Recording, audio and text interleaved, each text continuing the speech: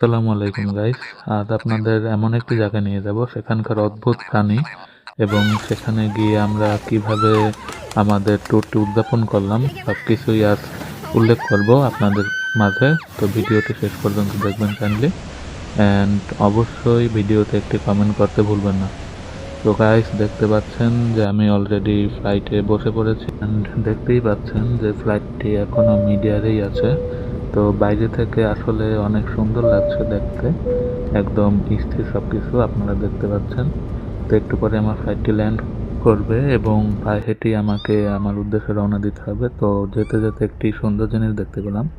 তো এখান থেকে যাওয়ার সময় একটি ছোট কিটি মানে আমার পায়ে ধরে একদম আমার শরীরে ওঠার চেষ্টা করছিল ওকে অ্যাডপ্ট করার জন্য, কিন্তু যেহেতু আমি এখানকার নাগরিক নই তাই ওকে আর নিতে পারলাম না।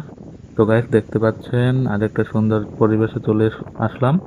তো এখান থেকে আসলে পুরো ভিউটা দেখতে অসাধারণ, তাই আসলে আপনাদের ক্যামেরাটা অন করে দেখাচ্ছি। তো এখান থেকেই আসলে আমার হোটেলটা, আমি এখানকার একটি হোটেলে উঠেছি। তো এখান থেকে আমার হোটেলে যেতে হয়। গাইস, এটা হলো আমার হোটেলের বাইরের ভিউ।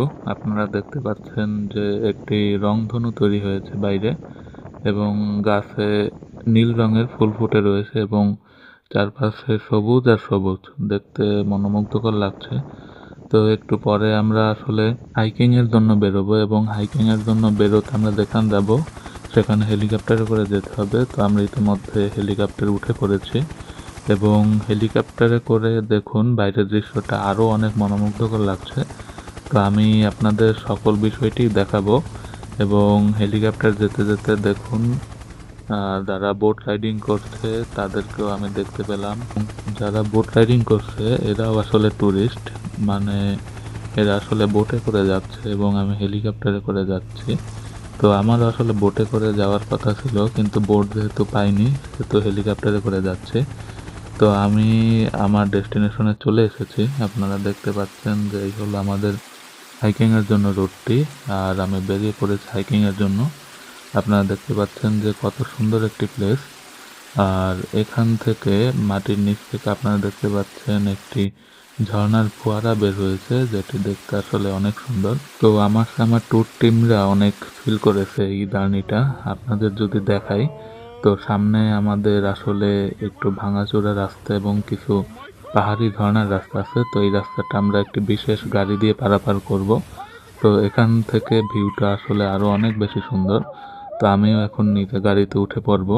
তো আপনারা দেখতে পাচ্ছেন যে আমি গাড়িতে ইতিমধ্যে উঠে পড়েছি, অ্যান্ড এই রাস্তাটা একটু বিপজ্জনক, কারণ এই পানির নিচে একটু উঁচু নিচু পাথর আছে কিছু, যেগুলোর উপরে আর কি চাকা পড়লে আমাদের গাড়িগুলো আসলে উল্টে যাওয়ার সম্ভাবনা আছে।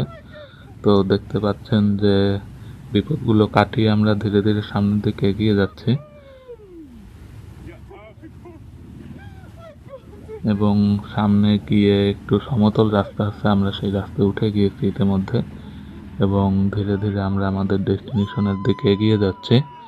একটু পরে আমরা আমাদের ডেস্টিনেশনে পৌঁছে যাব, অ্যান্ড ডেস্টিনেশনে পৌঁছে আমি এবং আমার ট্যুর টিম এখানে একটু ঐতিহ্যবাহী খেলার অংশগ্রহণ করব। সেই খেলাটি হলো গিয়ে হ্যান্ডমেড কার রাইড।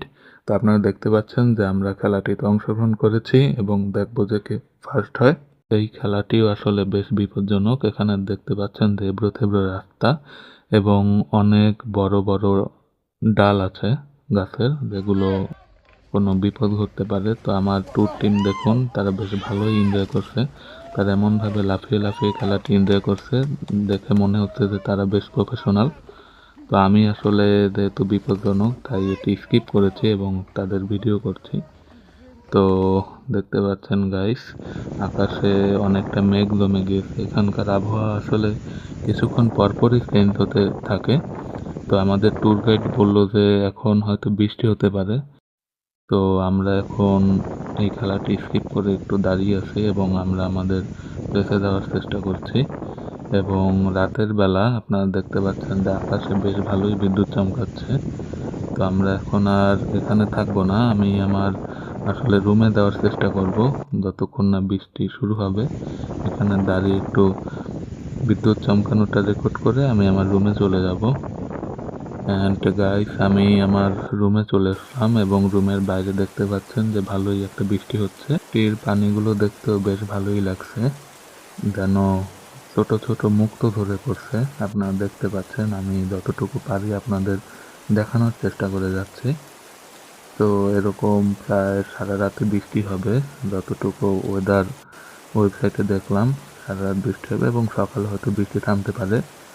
তো গাইস আপনারা দেখতে পাচ্ছেন যে সকাল হয়ে গেল অ্যান্ড সকালে রুমের বাইরে বের হয়ে গেলাম এবং একটি পাহাড়ি এলাকায় চলে এসেছি।